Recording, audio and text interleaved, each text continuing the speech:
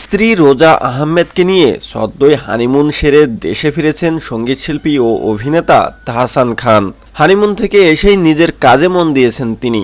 এরই মধ্যে স্ত্রী রোজা আহমেদকে সঙ্গে নিয়ে একটি গানের শুটিংয়ে দেখা গেল তাহসানকে। সামাজিক মাধ্যমে ছড়িয়ে পড়া সেই শুটিংয়ের একটি ভিডিও দেখে নেটিজেনরা অনুমান করছেন নিশ্চয়ই তাহসানের নতুন কোনো গানের মুখ হতে যাচ্ছেন রোজা আহমেদ। কিন্তু তাহসান এ প্রসঙ্গে স্পষ্ট জানিয়ে দেন, রোজাকে পর্দায় কিংবা গানে আনার কোনো চিন্তা করছেন না তিনি।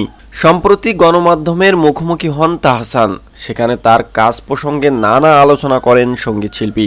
শুধু তাই নয়, আসন্ন ভালোবাসা দিবসের পরিকল্পনার কথাও জানালেন তিনি। এই মুহূর্তে বেশ কয়েকটি গানের কাজ নিয়ে ব্যস্ত তাহসান। আসন্ন ছবি জঙ্গলিতেও জনম জনম নামে একটি গানের কাজ করছেন তিনি। এছাড়াও এবার ভালোবাসা দিবস উপলক্ষে থাকছে তাহসানের বেশ কয়েকটি গান, যা নিয়েই মূলত তাহসানের ভালোবাসা দিবসের পরিকল্পনা। ভালোবাসা দিবস প্রসঙ্গে তাহসানের ভাষ্য, একটা সময় ভালোবাসা দিবস মানেই ছিল ভক্তদের কাছে আমার নাটক, আমার কাজ। তবে শেষ কয়েকটি ভালোবাসা দিবসে কাজ তেমন হয়নি, অভিনয় প্রায় ছেড়েই দিয়েছি।